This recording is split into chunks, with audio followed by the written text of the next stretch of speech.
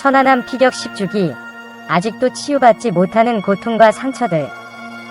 서해 백령도 해상에서 경계 임무를 수행하던 우리 장병 46명이 북의 어뢰 공격에 피격되어 전사한 천안함 사태가 일어난 지 오늘로 꼭 10주기입니다. 그 긴 시간이 지났지만 자식과 가족과 전우를 먼저 보낸 유족과 생존 장병들의 고통은 가시지 않고 있습니다. 국가 안보를 위한 희생을 수학여행에 죽음보다 가볍게 여기는 친북 좌파들의 세상이 종식되지 않는 한 천안함과 함께 전사한 46 장병은 말할 수 없는 억겁에 슬픔을 달랠 수 없고 남은 유가족과 생존 장병들의 슬픔과 고통은 계속될 것입니다.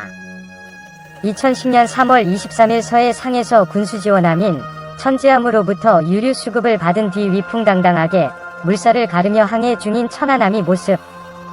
천안함은 3일 후인 3월 26일 밤 백령도 인근 해상에서 북에 소행으로 갑자기 침몰하며 수많은 장병들이 순직했다.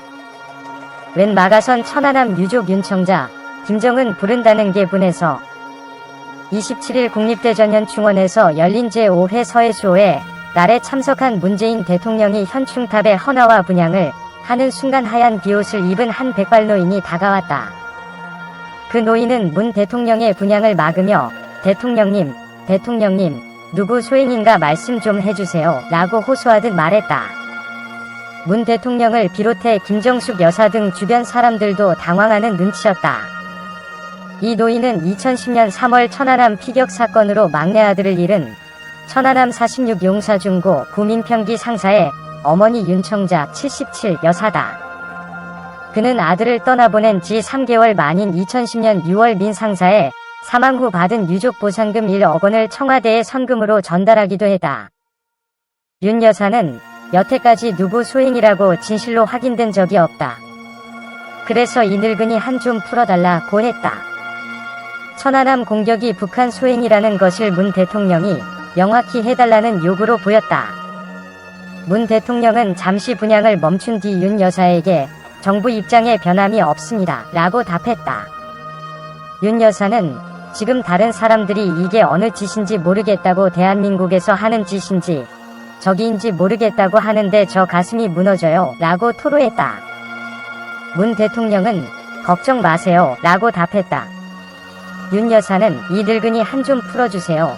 매친 한 좀이라고 하자 문 대통령은 다시 걱정 마세요 라고 했다.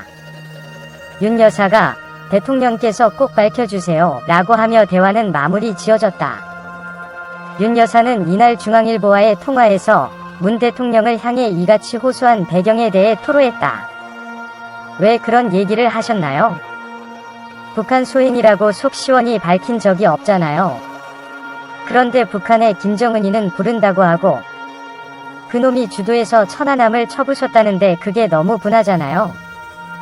그래서 북한 소행이라고 확실히 밝혀달라고 그랬어요.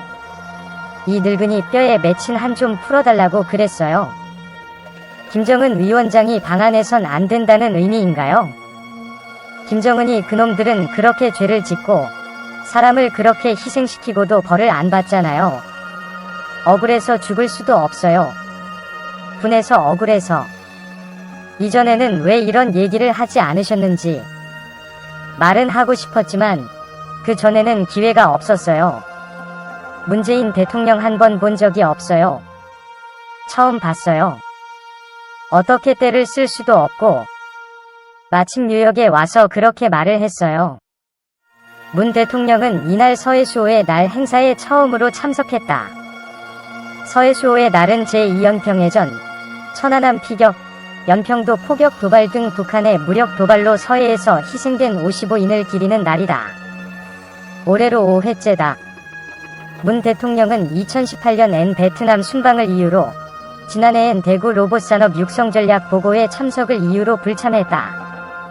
문 대통령은 이날 행사에서 북한과 관련한 직접적 언급은 하지 않았다. 유튜브 채널 242H 밀리터리. 여러분의 구독과 좋아요, 알림 설정은 컨텐츠 제작에 큰 힘이 됩니다.